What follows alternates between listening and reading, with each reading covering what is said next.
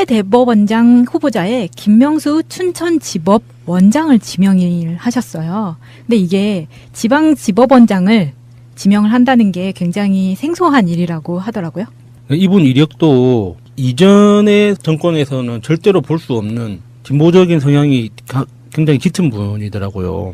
그 우리법연구회 출신이고 그 우리법연구회 후신으로 알려져 있는 국제인권법연구회 초대 회장을 지내고 그리고 그동안 새로운 판례를 많이 만들어 오신 분이라고 들었어요. 그리고 이분이 특이한 점이 우리 양승태 지금 대법원장보다 13 기수나 후배예요. 그러니까 그 사이에 굉장히 빨리 뛰어오른 그런 얘기죠. 그렇죠. 이게 또 이 사법부의 적폐청산에 대한 청신호가 하나가 오는 거고요. 사실 우리나라만큼 이 기수 문화에 발목 잡혀 있는 것도 좀 드물 거예요. 네. 그렇죠. 맞아요. 그런 뭐 종편에서 이런 이야기들을 보면 뭐 이 사람은 몇 기, 이 사람은 몇 예. 기. 근데 그걸 국민이 알아야 할 필요가 있나요? 자기들끼리는 그러니까. 그게 중요한가 봐요. 그렇죠. 그러니까 서열 문화. 네. 네. 서열 문화이기 때문에 그런 건 좀 없어져야 되지 않나. 조직 서열 문화니까 그 자기들끼리는 중요한데. 그러니까 제가 좋아하는 팟캐스트 방송들 중에서도 제가 좋아하는 분인데도 딱 그 지점이 불편한 경우가 있어요. 어떤 인물이 나오면 그분에 대해서 뭐 고등학교는 몇 기, 무슨 뭐 사법고시는 몇 기, 연수는 몇 기, 뭐 이런 걸 굉장히 컴퓨터처럼 기억해가지고 이렇게 서로의 관계를 분석하시는데 재미는 있어요. 그래서 이야기를 들어보면 우리나라 감성으로 이렇게 적용해서 들어보면 그런데 그런 것들이 아직까지 중요한가? 중요할 수밖에 없겠구나라는 현실은 인정하지만 그렇게까지 기수 이렇게 따지는 게 좀 불편해요. 네, 그렇죠. 우리가 알 필요 없죠. 네, 그런데 뭐 어차피 기존에 그렇게 기수 문화가 발달해 있는 조직들이니까 그런 기수 문화를 최대한 활용해서 13 기수 밑에 대법원장을 임명하고 나머지들은 알아서 해라고 무건의 메시지를 던져주는 것도 우리는 또 이용해 먹어야죠. 그거를 뭐 도덕군자처럼 우리의 이상만 바라보고 그 이상을 현실에 적용하고자 너무 애쓰면 안 돼요. 현실은 현실대로 가고 이상을 향해서 한 걸음 나가야죠. 그런데 이런 지명이 굉장히 또 독특했던 것 같아요. 김명수 후보자가 원래 이날에 2시에 춘천지법 202호 법정에서 민사행정가사 재판 중이었대요. 근데 대법원장 후보자에 그걸 하고 있는데 지명이 됐다는 소식을 들은 거예요. 그래서 대법원 후보자 지명을 사전에 예상했냐 물어보니까 재판 직전에 대략적인 소식은 들었고 재판 진행 중에 지명된 것으로 안다. 그래서 가족에게도 연락을 미처 못했다. 그 대법원장이 지명된 것을 알고도 그런 재판정에 물론 당연히 해야 될 일이지만 담담하게 가셨다. 가족에게도 못 알렸다. 또 그만큼 민정실에서 검증이 자신 있게 됐다는 뜻이기도 하겠죠. 어떻게 뭐 개인적인 친분이나 이런 게 아니라 좋은 사람이라면 이렇게 딱 하는 게 더 신뢰가 가고 더 멋있어 보여요. 대법원장으로 김명수 대법원장을 임명하게 되면은 그 다음에 이제 해결해야 될 것도 여러 가지가 있는데 사법부 적폐에 대해서 현재 양승태 대법원장이 미적거리면서 버티고 있는 사법부 블랙리스트 요건에 대해서 아마도 눈에 보이는 가시적인 그 조치들이 나오지 않을까 싶어요. 현재 인천지법에 있는 판사가 단식까지 하고 있거든요. 양승태 그 블랙리스트 판사 그 부분에 대해서 현직 판사예요. 현직 판사인데 인천지법에 있는 오모 판사가 지난 10일부터 열 하루째 소금하고 물만 먹는 단식을 하면서 업무는 업무대로 보고 있는 거예요. 재판 업무는 보면서 지금 하고 있고요. 그 재판 업무가 생각보다 노동 강도가 굉장히 높은 일인데. 그렇죠. 예. 그래서 여기서 보면 대단하네요. 그 법관회의에서 결의한 내용이 전혀 양승태 대법원장이 지금 뭉개고 있거든요. 한 달 정도 임기가 남았는데 뭉개고 그거에 대해서 전혀 그 반응이 없기 때문에 지금 단식에 들어가 있는 상태고 그 법관회의에서 나온 내용들이 굉장히 민주적인 목소리로 사법부의 개혁을 외치는 거였거든요. 그러니까 사법부 역사상 그 사례가 없는 형식이었다고 들었어요. 그런 뭐 법관회의가 한 3차례인가 4차례인가 열린 과거는 있었는데 이 정도로 어떤 그 사법부 내부의 그 어떤 개혁에 대한 목소리 그리고 사실 이 블랙리스트라는 거는 박근혜 정부에서 굉장히 유행했던 그 불법 행위들인데 여기에 대해서 사법부도 관여돼 있다. 양승태로 인해서 이런 것들은 좀 굉장히 좀 큰 문제인데 양승태가 이것을 해결하지 못하고 물러난다고 봤을 때 이번에 새로 임명되는 대법원장이 아마 여기에 대해서도 칼을 빼들지 않을까 싶기도 하고요. 현재 이 부분에 대해서 사법부 블랙리스트에 대해서는 인천지법 부장판사 최한돈 부장판사가 이거에 대해서 지금 뭉개고 있는 거에 대해서 항의하면서 사직서를 내는데도 아직 대법원은 이거 처리 안 하고 있어요.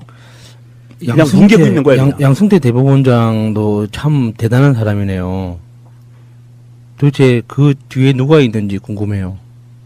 그런데 지금 현직의 양승태 대법원장보다 지금 13기수가 후배면서 11살이 어리다고 하는데 지금까지 그랬던 적이 없다는 거예요. 그렇죠. 그 정도로 점프한 적은 없는 거죠. 네, 굉장히 파격적인 인사인데 대법원장 임기가 몇 년인 줄 아세요?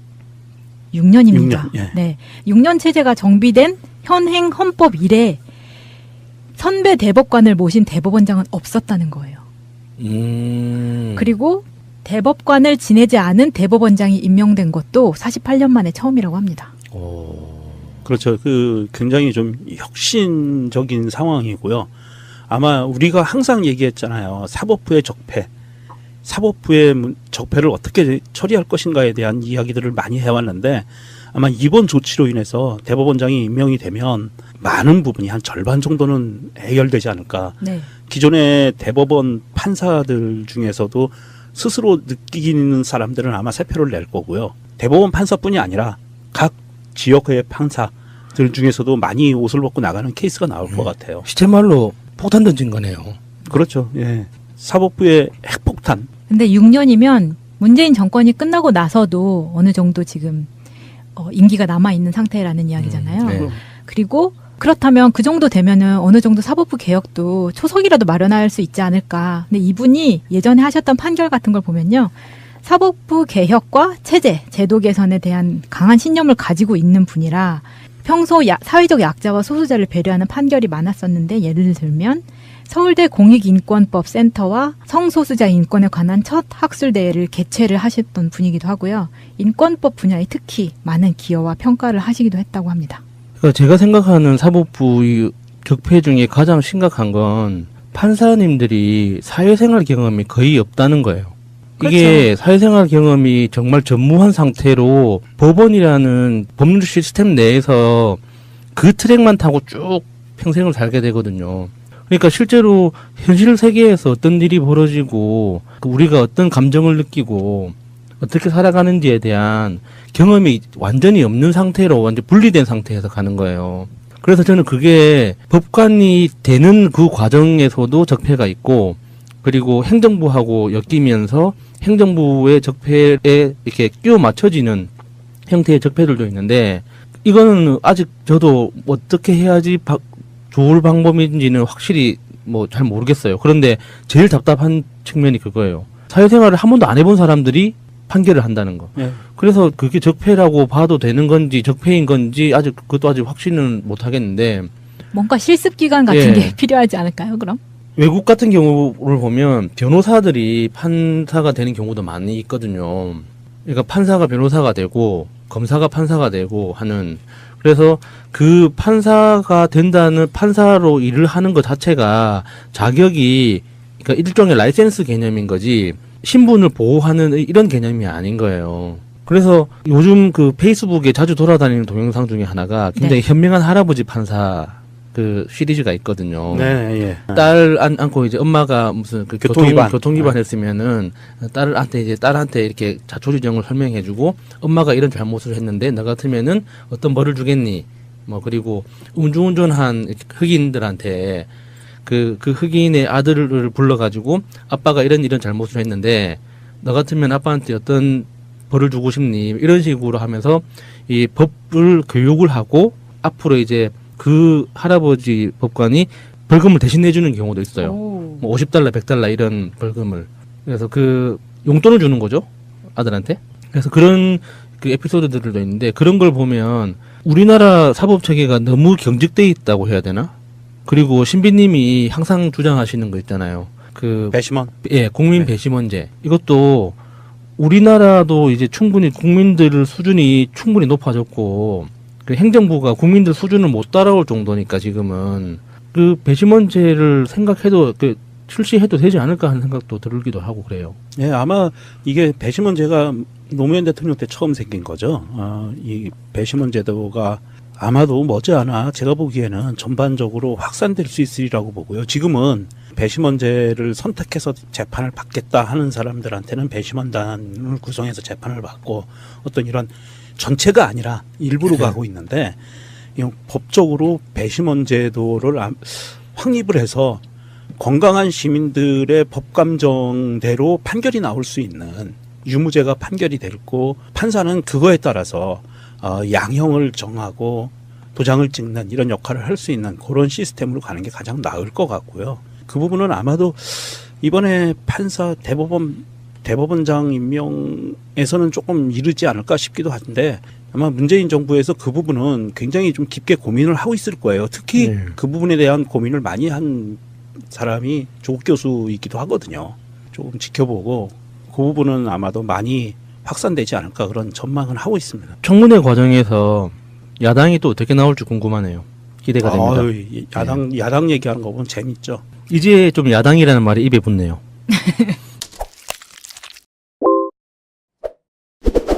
따라 있는 조직들이니까 그런 기수 문화를 최대한 활용해서 13 기수 밑에 대법원장을 임명하고 나머지들은 알아서 해라고 무건의 메시지를 던져주는 것도 우리는 또 이용해 먹어야죠. 그거를 뭐 도덕군자처럼 우리의 이상만 바라보고 그 이상을 현실에 적용하고자 너무 애쓰면 안 돼요. 현실은 현실대로 가고 이상을 향해서 한 걸음 한 걸음 나가야죠. 그런데 이런 지명이 굉장히 또 독특했던 것 같아요. 김명수 후보자가 원래 이날에 2시에 춘천지법 202호 법정에서 민사행정가사 재판 중이었대요. 근데 대법원 에도 딱 그 지점이 불편한 경우가 있어요. 어떤 인물이 나오면 그분에 대해서 뭐 고등학교는 몇 기, 무슨 뭐 사법고시는 몇 기, 연수는 몇 기, 뭐 이런 걸 굉장히 컴퓨터처럼 기억해가지고 이렇게 서로의 관계를 분석할 수 있는데 재미는 있어요. 그렇게 이야기를 들어보면 우리나라 감성으로 이렇게 적용해서 들어보면 그런데 그런 것들이 아직까지 중요한가? 중요할 수밖에 없겠구나라는 현실은 인정하지만 그렇게까지 기수 이렇게 따지는 게 좀 불편해요. 그렇죠. 우리가 알 필요 없죠. 네, 그런데 뭐 어차피 기존에 그렇게 기수 문화가 우리 양승태 지금 대법원장보다 13 기수나 후배예요. 그러니까 그 사이에 굉장히 빨리 뛰어오른 그런 얘기죠. 그렇죠. 이게 또 이 사법부의 적폐청산에 대한 청신호가 하나가 오는 거고요. 사실 우리나라만큼 이 기수 문화에 발목 잡혀 있는 것도 좀 드물 거예요. 네. 그렇죠. 맞아요. 그런 뭐 종편에서 이런 이야기들을 보면 뭐 이 사람은 몇 기, 이 사람은 몇 기. 근데 그걸 국민이 알아야 할 필요가 있나요? 자기들끼리는 그러니까. 그게 중요한가 봐요. 그렇죠. 그러니까 서열 문화. 네. 네. 서열 문화이기 때문에 그런 건 좀 없어져야 되지 않나. 조직 서열 문화니까 그 자기들끼리는 중요한데. 그러니까 제가 좋아하는 팟캐스트 방송들 중에서도 제가 좋아하는 분인 위원장 후보자에 그걸 하고 있는데 지명이 됐다는 소식을 들은 거예요. 그래서 대법원 후보자 지명을 사전에 예상했냐 물어보니까 재판 직전에 대략적인 소식은 들었고 재판 진행 중에 지명된 것으로 안다. 그래서 가족에게도 연락을 미처 못했다. 그 대법원장이 지명된 것을 알고도 그런 재판정에 물론 당연히 해야 될 일이지만 담담하게 가셨다. 가족에게도 못 알렸다. 또 그만큼 민정실에서 검증이 자신 있게 됐다는 뜻이기도 하겠죠. 어떻게 뭐 개인적인 친분이나 이런 게 아니라 좋은 사람이라면 이렇게 딱 하는 게 더 신뢰가 가고 더 멋있어 보여요. 대법원장으로 김명수 대법원장을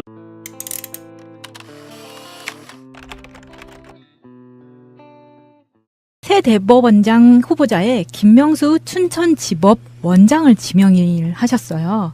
근데 이게 지방지법원장을 지명을 한다는 게 굉장히 생소한 일이라고 하더라고요. 이분 이력도 이전의 정권에서는 절대로 볼 수 없는 진보적인 성향이 굉장히 짙은 분이더라고요. 그 우리법연구회 출신이고 그 우리법연구회 후신으로 알려져 있는 국제인권법연구회 초대 회장을 지내고 그리고 그동안 새로운 판례를 많이 만들어 오신 분이라고 들었어요.